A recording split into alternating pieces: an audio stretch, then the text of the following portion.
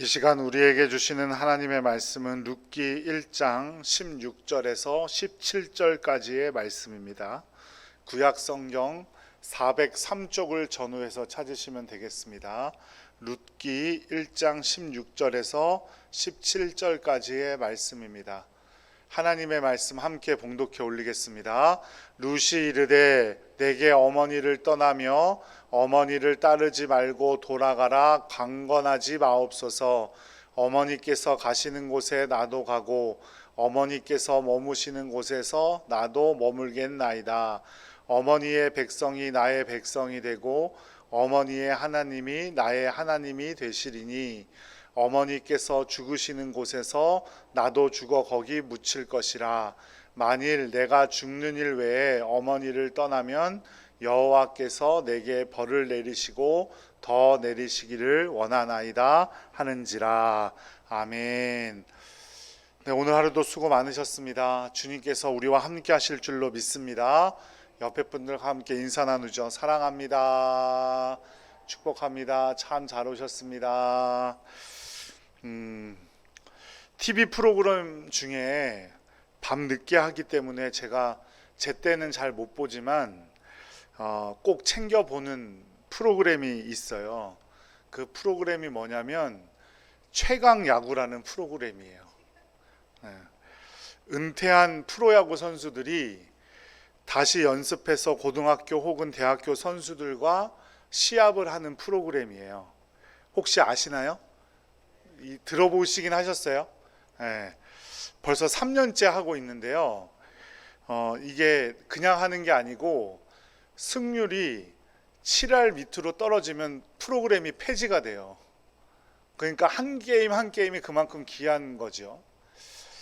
그러니까 뭐 프로야구 선수들처럼 매일 하지는 못하지만 일주일에 한 게임 정도 해서 한 30게임 정도를 하는데, 처음에는 사실은 작년까지는 제가 뭐 TV 예능 프로그램이고 그러니까 왠지 짜고 할 것 같고 또 장난스럽게 할 것 같아가지고 안 봤는데, 보다 보니까 정말 열심히 하더라고요.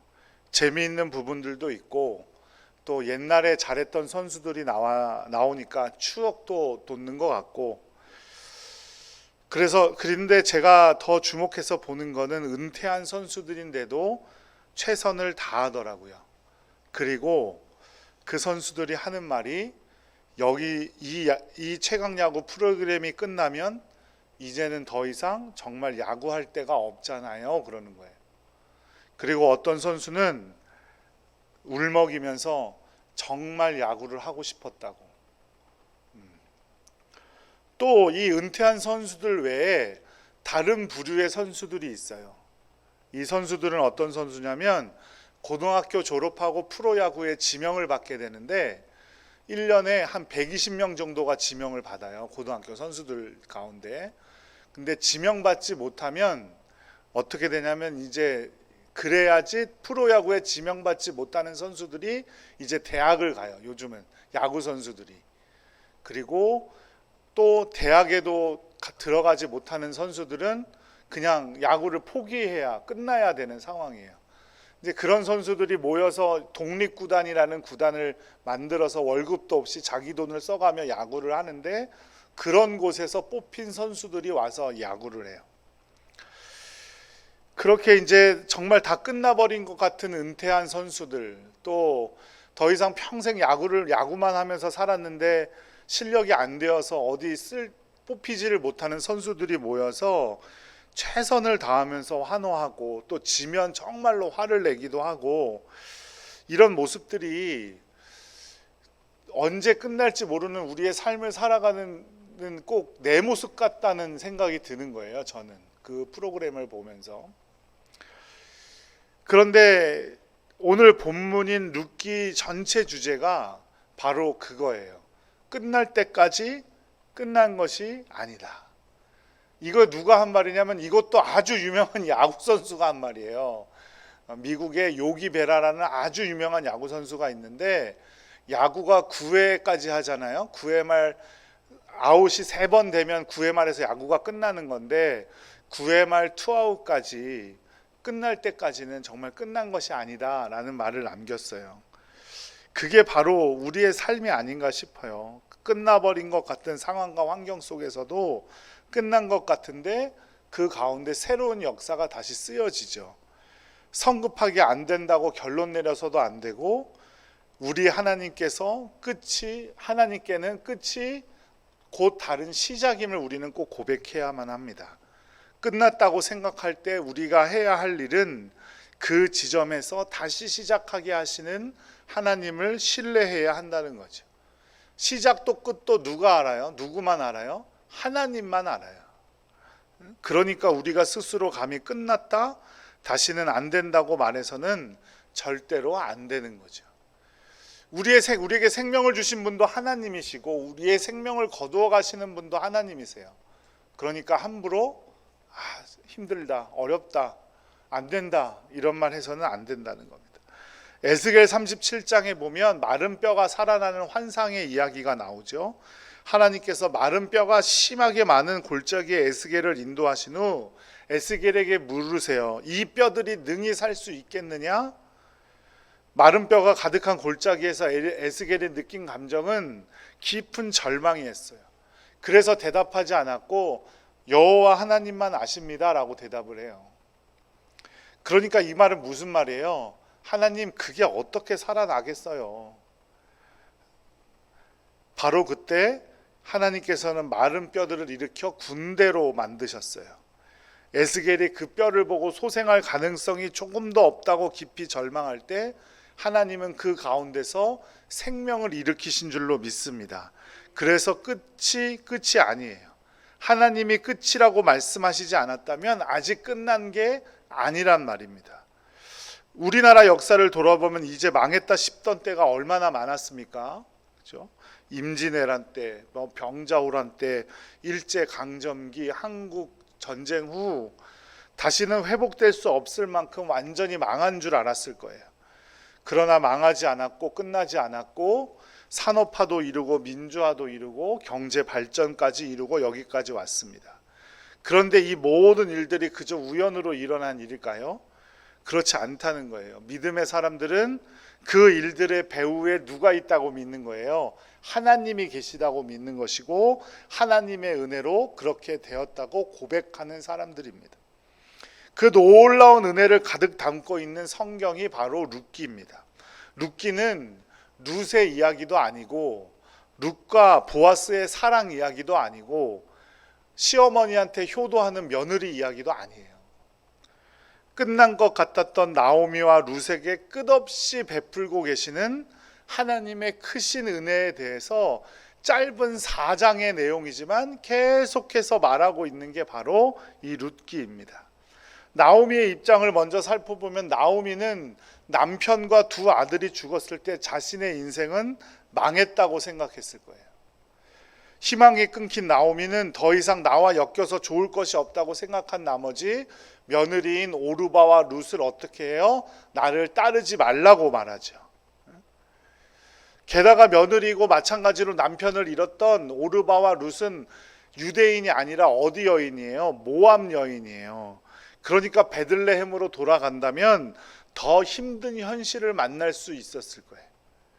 그리고 또한 나오미도 사람인지라 아무리 며느리라고 할지라도 나 하나 몸 간수하기 힘든데 베들레헴까지 자신의 고향까지 모압 여인인 이 두 여인을 데리고 가봤자 나한테 득이 될 게 없을 거라고 생각했을 수도 있을 거예요. 그래서 나오미는 이제 이 둘과 관계를 끊으려고 해요. 하지만 하나님은 이 둘을 향한 하나님의 은혜를 끊으시지 않아요. 하나님의 은혜는 모압 여인이라고 힘든 상황이라고 절대 사람을 차별하지 않는다는 거죠. 요셉도 마찬가지예요. 애굽의 노예로 팔려갈 때 그대로 그의 인생 이야기가 끝나는 줄 알았죠.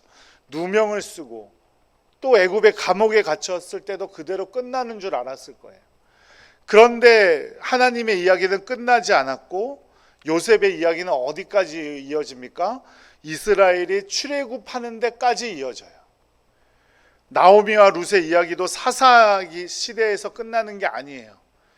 지금까지도 룻과 나오미에게 부어주시는 놀라운 은혜의 이야기는 지금도 우리에게 영향을 미치는 거예요. 왜 그럴까요?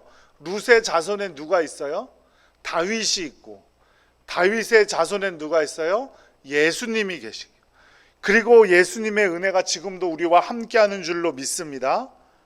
그 은혜가 지금도 우리와 함께하는 것.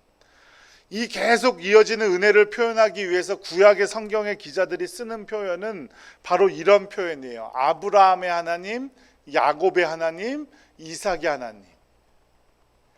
그 하나님의 은혜는 차별도 없으시고 영원하신 은혜라는 거예요.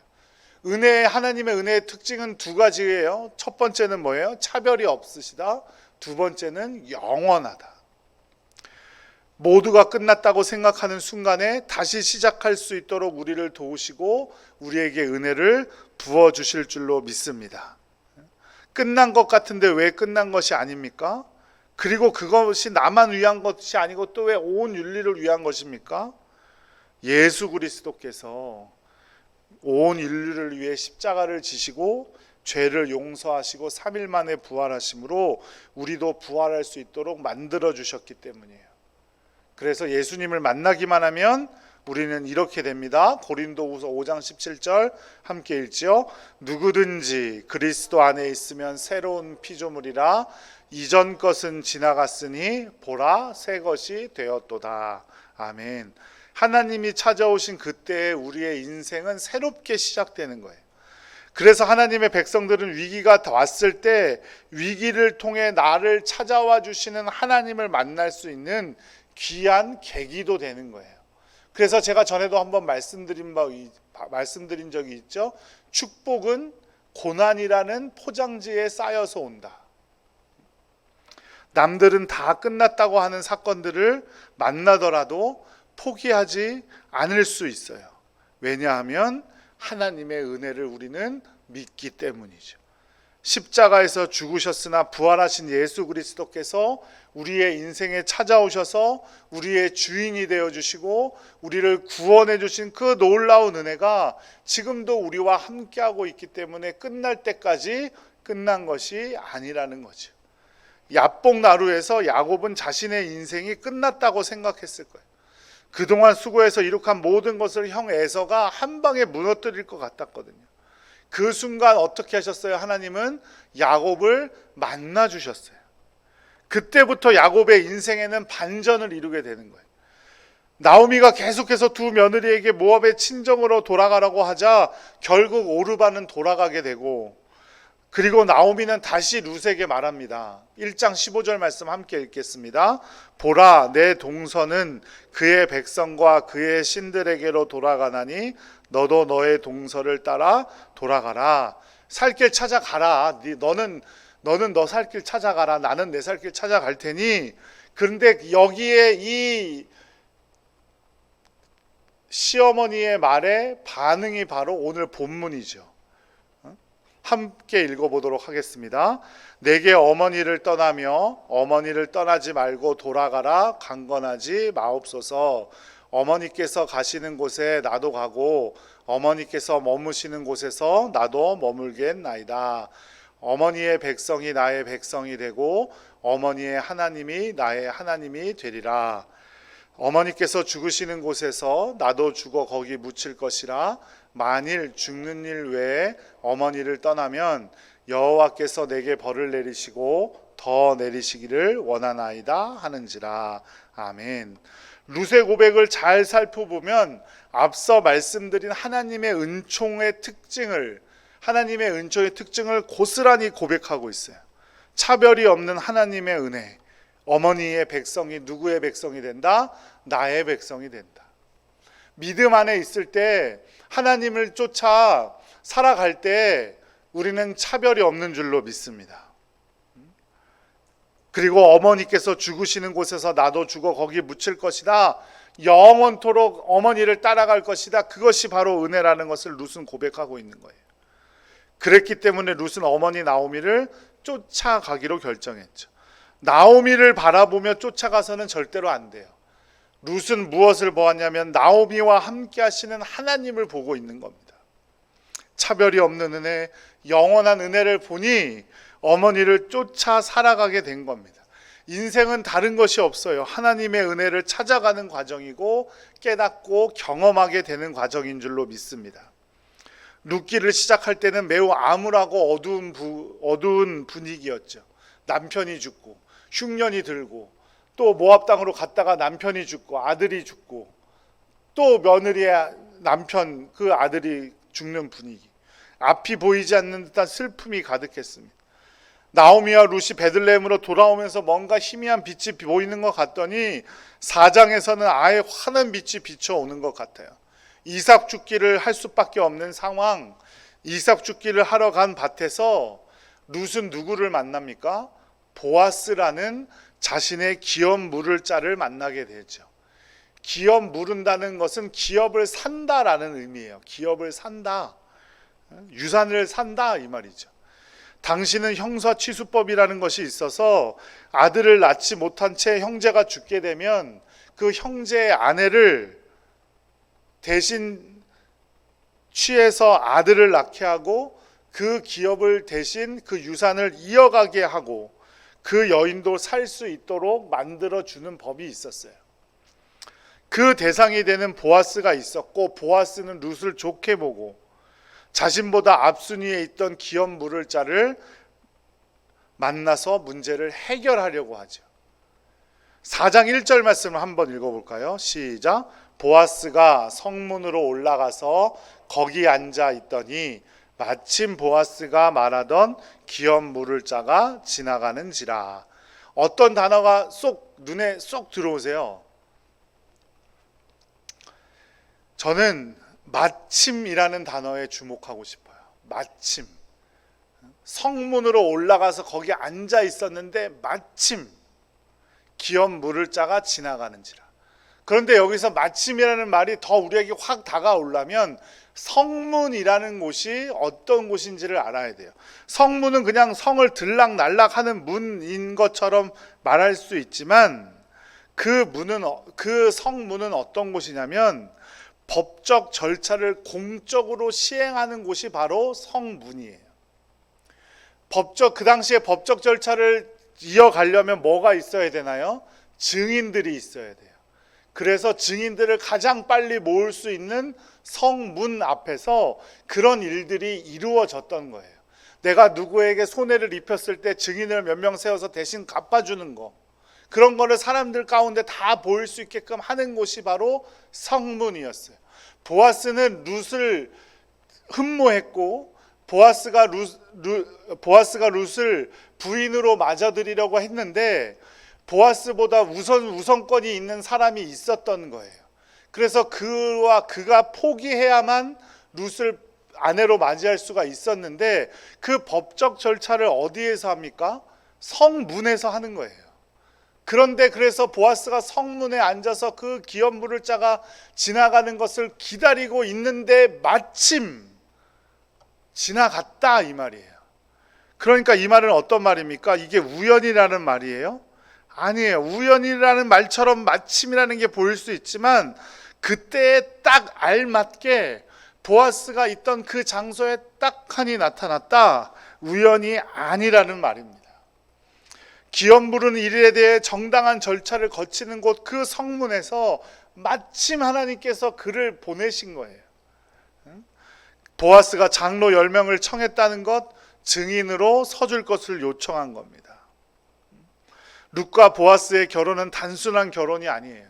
메시아가 오는 길을 예비하는 길이고 다윗의 계보를 잇는 일이었죠. 물론 보아스와 룻은 몰랐을 거예요. 그게 그렇게 되는 일이라고는. 그럼에도 불구하고 보아스는 그 일을 매우 신중하고 정당한 방법으로 처리하고 있죠. 하나님께서 우리에게 은혜를 베푸시는 일에도 또 우리가 하나님의 은혜를 따라 행하는 일에도 어떤 자세를 가져야 할지를 보아스가 우리에게 잘 보여주는 거예요. 하나님의 은혜라고 해서 아무렇게나 해서 되는 게 아니에요. 하나님의 은혜니까 무턱대고 덮어주는 게 아니에요. 눈 감아주는 것을 은혜라고 착각해서는 안 돼요. 하나님의 은혜도 정당한 절차가 있고 정당한 방법이 있다는 사실을 우리는 꼭 기억해야 합니다. 은혜가 자격 없는 곳에 부어지는 하나님의 선물이라고 해서 아무렇게나 마음대로 사용해서 되는 것은 아니라는 말입니다. 보아스는 기업 무를자를 만나서 대화를 나누죠. 이러이러하고 이러이러한데 네가 포기하면 내가 룻을 아내로 삼아 기업을 물으도록 하겠다. 그런데 처음에는 이 우선권이 있는 사람이 어떻게 하냐면 자기가 기업을 물으겠다고 해요. 근데 보아스가 다시 한번 설명을 해줍니다. 그랬더니 이 사람이 포기하게 되고 보아스가 룻과 결혼할 수 있게 된 것이죠. 보아스의 마음이 급해서 기업 물을 자의 우선권을 확실히 하지 않은 채 자기 마음대로 룻을 부인으로 맞아들였다면 어떻게 되었을까요? 아마도 나중에는 법적인 문제, 재산적인 문제, 여러 가지 문제가 있었을 것이고, 아마 주님께서 부어주시는 그 은혜가, 그 은혜의 의미가 퇴색되었을 수도 있겠죠. 보아스는 가장 먼저 룻을 사랑하였고 정당한 절차와 법적인 문제를 해결해 가면서 기업 물을 자의 우선순위를 받게 된 거예요. 우리에게도 보아스와 같은 분이 계세요. 우리의 구원자가 되시고 우리의 죄를 대신 져주시고 우리에게 은혜 베풀기를 원하시는 분, 그분이 누굽니까? 예수님이시죠. 예수님도 우리의 죄를 위해서 스스로 제물이 되셨고 십자가에 달려 돌아가셨어요. 내가 그냥 알아서 할 테니까 그냥 없던 걸로 해, 없는 걸로 해, 그냥 없다 치고 넘어가, 이렇게 하시지 않았다는 거예요. 그 은혜와 사랑도 그 정당한 절차와 방법을 거치셨어요. 그래서 자기 스스로 어떻게 했어요? 제물이 되신 것이죠. 나를 위해서 십자가에서 죽음을 당하신 겁니다. 너무나 존귀하신 분이 이 땅에 오셔서 죽기까지 순종하셨고 인간의 방법, 그 정당한 절차까지 다 따져 물으시면서 보잘것없는 연약한 자들을 위해 죽으심으로 도무지 이룰 수 없는 그 큰 은혜를 이루신 줄로 믿습니다. 이것이 놀라운 우리 주님의 은혜고 한없는 은혜예요. 그 일방적인 예수 그리스도의 은혜의 베풀어 주심을 통해서 우리의 인생이 다시 시작된 줄로 믿습니다. 사람의 입장에서, 우리의 입장에서는 설명되지 않아요. 그리스도를 만난 후 우리의 인생과 자격이 완전히 바뀐 겁니다. 그리스도가 오심으로 우리의 인생에서 어둠이 물러가고 모든 저주가 사라지고 우리가 새로운 피조물이 된 줄로 믿습니다. 그의 놀라운 은혜를 날마다 누리며 살아가는 성도님들 되시기를 간절히 축복합니다. 사랑하는 여러분, 복음에는 차별이 없어요. 은혜는 차별이 없습니다. 유대인이나 헬라인이나 종이나 자유인이나 남자나 여자나 다 예수 그리스도 안에서 하나인 줄로 믿습니다. 그리스도 안에 있으면 그 세상의 기준이 모두 무너지는 겁니다. 그래서 예수의 피로 우리는 한 형제요 한 자매가 된 것이죠. 그러므로 그 놀라우신 은혜를 받은 우리가 먼저 주변 사람들을 거절하지 않아야 하고 차별하지 않아야 하고 다 받아줄 수 있어야 합니다. 그것이 바로 은혜로 사는 것입니다. 또한 은혜는 영원합니다. 예수 그리스도가 영원하신 것처럼 우리에게 베풀어 주신 그 은혜 또한 영원할 줄로 믿습니다. 예수님 다시 올 때까지 우리와 함께 하실 줄로 믿습니다. 아까 처음 말씀드렸다시피 끝날 때까지 끝난 것이 아니죠. 그러므로 예수 그리스도의 은혜는 영원하고 한이 없으므로 우리가 끝나야 할 때, 우리가 포기해야 될 때, 낙심해야 될 때는 없는 것인 줄로 믿습니다. 우리 모두 한 가족으로 함께 한 은혜를, 그 영원한 은혜를 사모하며 살아가기를 간절히 축복합니다. 그리고 포기하려는 이웃이 있다면 함께 일으켜 세워주고 은혜를 깨닫게 해야 합니다. 예수 그리스도를 믿게 된 우리의 신분은 놀랍게도 상승했죠. 죄인이 의인이 되었고 죄의 종노릇하던 우리가 하나님의 자녀가 된 겁니다. 하나님의 자녀가 되었다는 건 어떤 의미입니까? 하나님의 상속자가 되었다는 거예요. 하늘의 기업을 물을 자가 됐다는 거예요. 기업을 물려받을 자가 되었다는 겁니다.